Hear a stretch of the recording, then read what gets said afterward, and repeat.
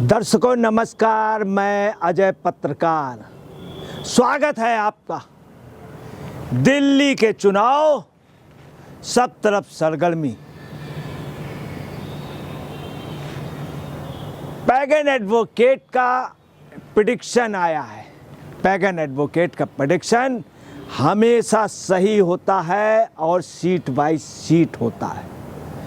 Pagan advocate के prediction में बहुत स्पष्ट रूप से दिया है कि बीजेपी की सीटें दिल्ली में नियर अबाउट 48 सीट्स आ रही हैं, जिसमें मैक्सिमम 3 सीटें प्लस माइनस हो सकती हैं, या तो 45 हो सकती हैं या 51 हो सकती हैं, मतलब 48। वहीं आप पार्टी की सीट पैगन एडवोकेट ने अपने प्रेडिक्शन में दिया है कि 20 होंगी, जिसमें 1 प्लस हो सकती हैं या 1 माइनस हो सकती हैं। वहीं कांग्रेस की सीट उन्होंने 2 बतलाई हैं, जिसमें 1 प्लस हो सकती है, 1 माइनस हो सकती है। इतना ज़बरदस्त प्रेडिक्शन होता है, ख़ास तौर से पैगन जी का, कि उन्होंने स्पष्ट रूप से बताया कि कांग्रेस जो है सीलमपुर, सीमापुर या बल्ली मलान, इन सीटों में, मिटिया महल, इन सीटों में जीतने की संभावना ज़्यादा है। ये 3 सीटों के नियर अबाउट पहुँच जाएंगे। पैगन एडवोकेट ने जो सबसे मेन बात बताई है, दिल्ली के नब्ज़ को पकड़ लिया है। आपको बतला दें, इसके पहले प्रशांत किशोर भी जब ओपिनियन पोल देते थे या इलेक्शन की बारे में बतलाते थे, उनका स्पष्ट मानना था कि पब्लिक किस में बदलाव चाहती है, किन मुद्दों पे बदलाव चाहती है, किन बातों पे बदलाव चाहती, किस पार्टी पे बदलाव चाहती और किस प्रत्याशी पे चाहती है। इस चीज़ को वाच करते थे प्रशांत किशोर। पैगन ने भी वही बात कही है।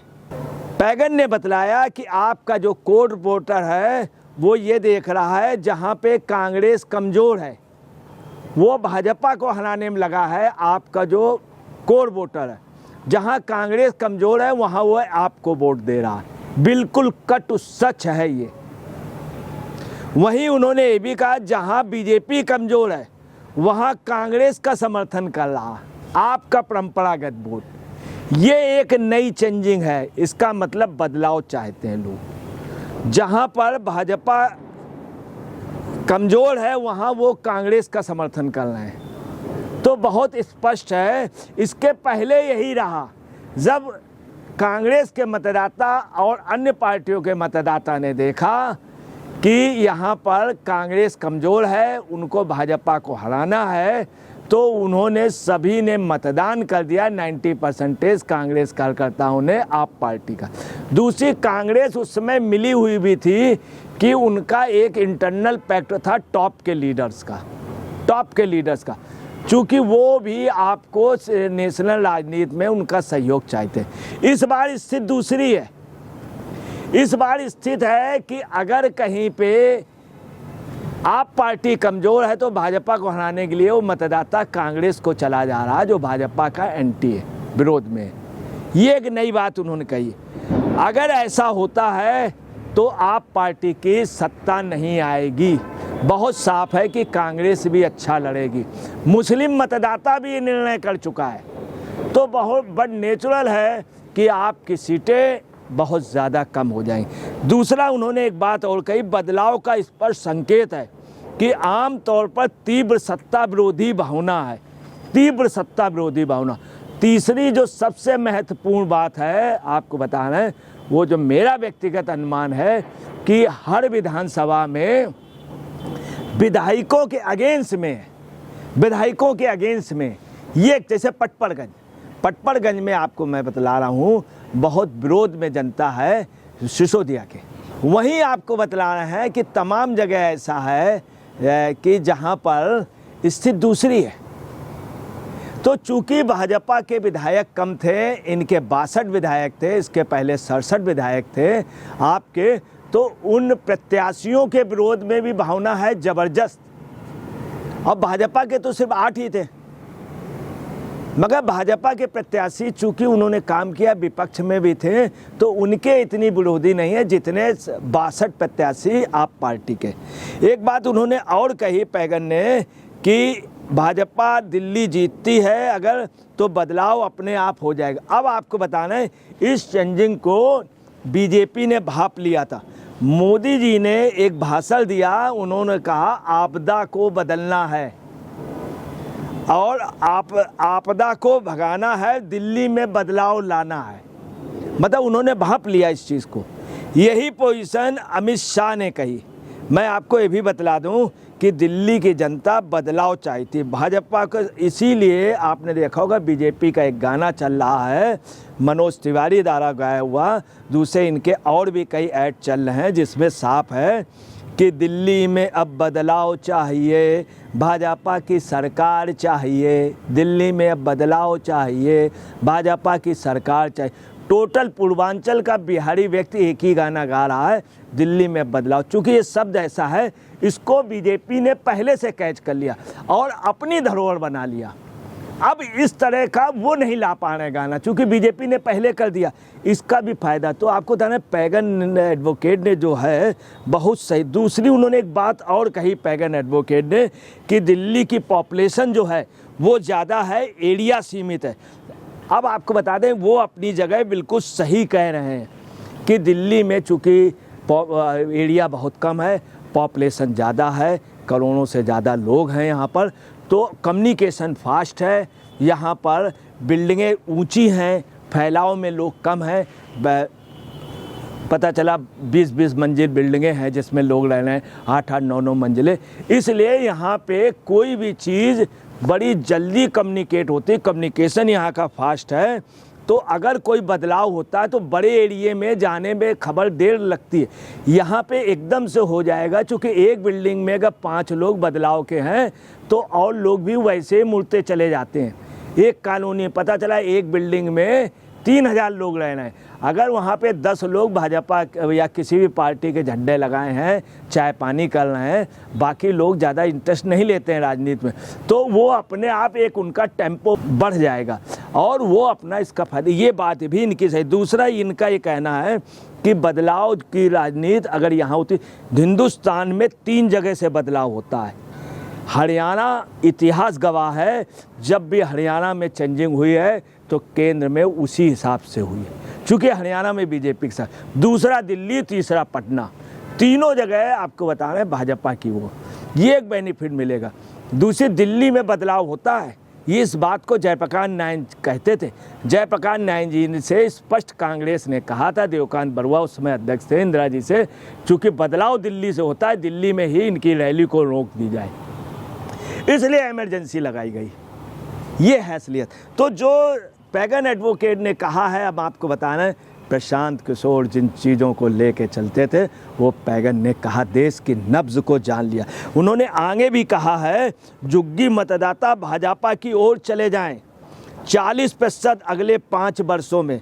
अब है क्या, झुग्गी मतदाता जो हैं वो भाजपा की ओर या चले जाते हैं तो 40% जो है मतदाता आपका चला जाएगा। हकीकत है कि झुग्गी में मतदाता, मैं आपको बता रहा हूँ, नई दिल्ली क्षेत्र का और कालका जी का, मैं दोनों जगह गया। नई दिल्ली में बंगाली कॉलोनी और ख़ास तौर से काली माता बाड़ी का स्थान, तमाम जगह आप समझ लीजिए वहाँ पे कैलेंडर से पैसे बांटे गए। मगर आम पब्लिक क्या कह रही है कि हम इनको वोट नहीं देंगे चूँकि इन्होंने हमसे झूठ बोला। आप पार्टी ने हमको न मकान दिए न कोई, यही कालका जी में कह रहे हैं। कालका जी में कह रहे हैं, आप देख लीजिए 3000 फ्लैट दिए मोदी ने और इन्होंने किसी झुग्गी झोपड़ी वालों ने, हर झुग्गी झोपड़ी वालों के यहाँ 4-4 किराएदार रहते। उनका कहना हमसे क्या मतलब, हमारे लिए केजरीवाल ने कहा ही नहीं था, कुछ दिया ही नहीं। तो आपको बता रहे झुग्गी झोपड़ी वाले इनसे अलग हो गए। ये बात पैगन ने यही नहीं, पैगन एडवोकेट ने भी कहा राजधानी दिल्ली की सबसे खराब स्थिति है, ये कस्बा जैसा हो गया। ये बात बिल्कुल सही है। राजधानी दिल्ली की आपको बताना है, दिल्ली का जो आउटर एरिया है या दिल्ली की नई दिल्ली के ख़ास तौर से अच्छे वाले एरिए छोड़ करके बिल्कुल कस्बे से ज़्यादा हो गया। पहले लोग दिल्ली में अपने बच्चे लड़के की शादी करने के लिए दिल्ली आते थे, अब लोगों का कहना है तो कस्बे से ज़्यादा बुरा हो गया।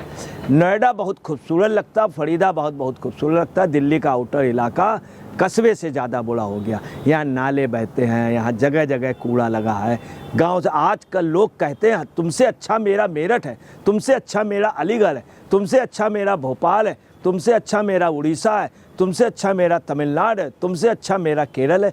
ये बात दिल्ली के लोग कहने, ये भी चीज़ इन्होंने पकड़ी। दूसरा इन्होंने कहा है कि पीआर जो है इनका वो अब उतना अच्छा नहीं रहा। पहले सोशल मीडिया वगैरह सब जगह पीआर बहुत अच्छा था, अब पीआर इतना अच्छा नहीं।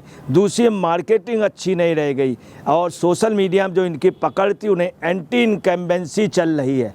उस बीजेपी ने अपना पीआर मजबूत कर लिया है, ये पैगन का कहना है। और बीजेपी ने अपने आप सुने बस्ता प्रमुख कर लिए हैं, गली प्रमुख कर लिए, बड़े बड़े नेताओं को अपने गलियों की जिम्मेदारी दे दी। वो वोटिंग को अपने मतदाता को वोट डलवा ले जाएंगे। और आपको ये भी बता दें, इसके अलावा आपको बता दें कि आम मतदाता के अंदर ये पोजीशन है कि 2100 रुपया मिलेगा। ये था कि केजरीवाल देंगे, केजरीवाल ने घोषणा की, परंतु जो फॉर्म वगैरह इसके पहले पाए गए थे वो कबाड़ियों के यहाँ पाए गए और कबाड़ी के भाव बेच दिए गए। उसमें मेन डाटास थे, उसमें से कई लोगों के पैसे निकल गए। अब जब वो पकड़े गए हैं तो सब लोग समझ गए कि केजरीवाल अब जाड़ है, केजरीवाल ने धोखा दिया। हमने 1000 रुपये 1200 रुपये दे के कि हमको महीने की पेंशन मिलेगी, अब 2100 का कह रहा है। जब उस कागज़ की वैल्यू नहीं, इसका मतलब जाड़ बीजेपी 2500 रुपये देगी। ये जान करके कि बीजेपी की गारंटी ज़्यादा सही है, बीजेपी ने दिए। इससे भी आम झुग्गी झोपड़ी वाला मतदाता नाराज़ है। इन सब के अलावा आपको सबसे मेन जो बात बतला दें कि उन्होंने जो बात कही, नगर निगम के चुनाव में बीजेपी का वोट परसेंटेज बढ़ा था। पहले 33 से 36 तक था, अब ये 40-42% बढ़ गया नगर निगम चुनाव में। और लोकसभा चुनाव में आपको बताना है बीजेपी का वोट परसेंटेज बढ़ा था।